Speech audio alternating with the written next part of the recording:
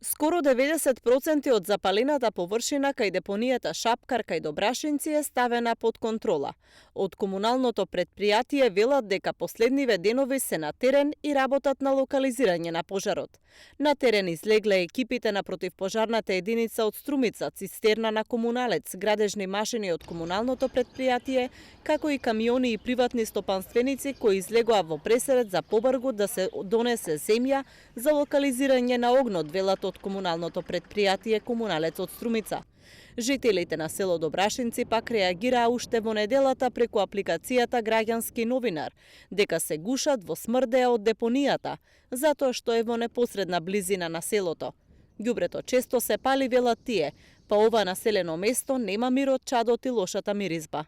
Прече, ние па доле живееме поблиско таму. Прече, да некој пат па не можеш да излеваш вечерта, дојдели, да имеш уиде у селото, цело го загрозува. Ни пречи, да, тачно е. Не е тоа изводиво за тука да биде у село Добрашинци. Често гори? Па се пали, да, почесто. Освен честите подметнувања, од Комуналец велат дека депонијата се и самозапалува, особено кога се високи температурите.